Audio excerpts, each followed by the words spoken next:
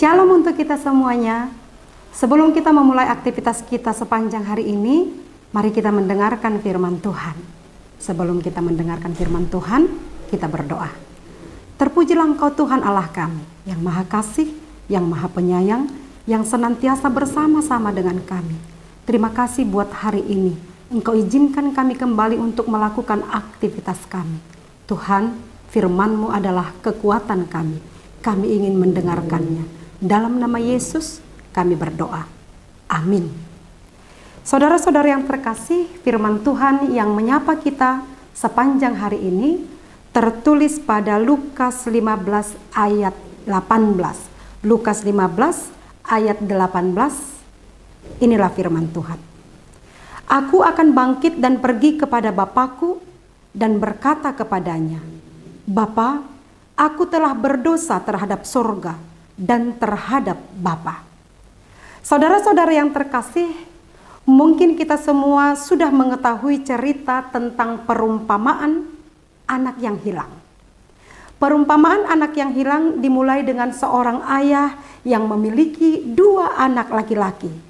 Anak bungsu meminta warisannya lebih awal dan meninggalkan rumah untuk menjalani kehidupan bebas. Dia menghabiskan seluruh hartanya dengan hidup boros dan akhirnya jatuh miskin. Begitu sulit hidupnya sehingga ia bekerja sebagai penjaga babi. Babi dianggap najis karena dalam budaya Yahudi babi adalah haram, tidak boleh dimakan, tidak boleh disentuh. Dalam kesulitannya, anak tersebut ingin mengisi perutnya dengan ampas yang menjadi makanan babi itu. Tetapi tidak seorang pun yang memberikannya kepadanya. Kemudian ia mengingat, ia teringat akan pekerja-pekerja ayahnya yang berlimpah makanan, yang hidup jauh lebih layak. Pada saat itulah dia menyadari kesalahannya dan memutuskan untuk kembali ke rumah ayahnya, mengakui dosanya, dan berharap dapat diterima sebagai salah satu pekerja upahan. Namun saudara-saudara, ketika dia masih jauh, ayahnya sudah melihatnya dan penuh belas kasihan berlari untuk memeluk dan menciumnya. Ayahnya mengadakan pesta besar untuk merayakan kepulangan anaknya yang hilang. Tidak peduli kesalahan besar yang anaknya lakukan. Anak yang hilang adalah cerminan semua kita. Kita semua tanpa terkecuali berdosa. Dan kita semua tanpa terkecuali membutuhkan Allah untuk menyelamatkan kita. Namun saudara-saudara yang terkasih, sudah tentu bertobat itu tidak mudah. Bertobat itu tidak gampang. Terkadang diri kita menghambat pertobatan itu sendiri. Entah dalam bentuk kekerasan hati, ketidaksadaran, atau bahkan rasa bersalah yang berlebihan. Apa yang bisa kita petik pembelajaran dari anak yang hilang ini? Yang pertama adalah kesadaran dan penyesalan. Itulah rahasia pertama dalam pengampunan, ialah kesadaran dan penyesalan. Anak yang hilang menyadari kesalahannya.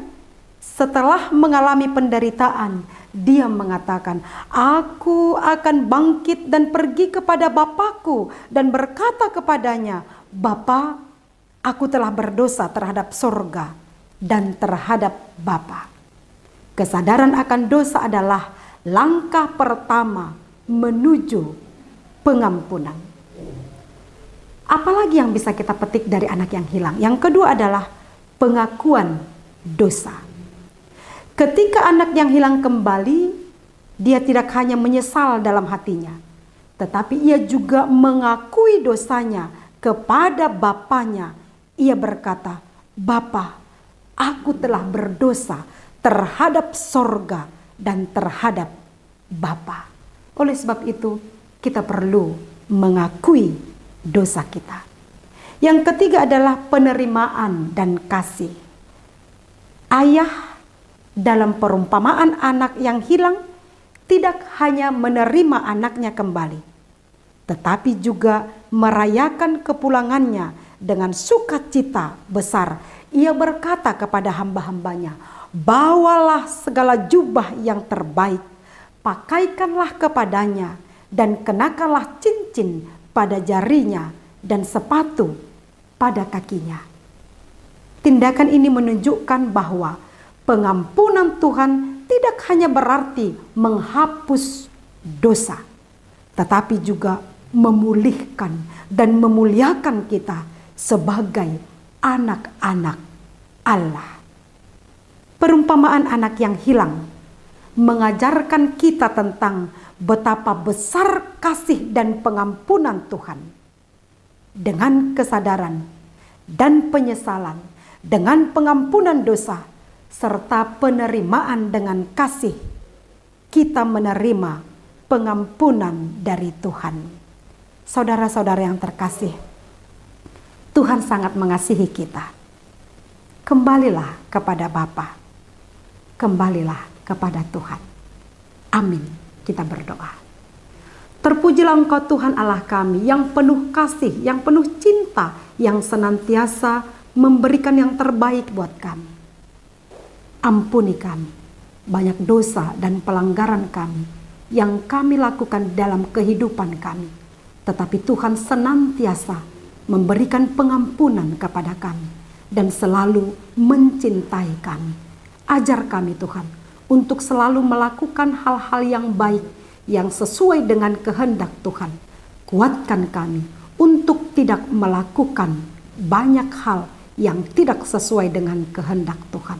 Tetapi biarlah kami setiap saat, setiap waktu boleh melakukan yang sesuai dengan perintah Tuhan. Terima kasih buat cinta kasih Tuhan kepada kami. Berkati kami sepanjang hari ini di saat kami melakukan aktivitas kami. Biarlah berkat-berkat Tuhan tercurah bagi semua orang ciptaan Tuhan. Terpujilah Tuhan. Dalam nama Yesus kami berdoa dan mengucap syukur.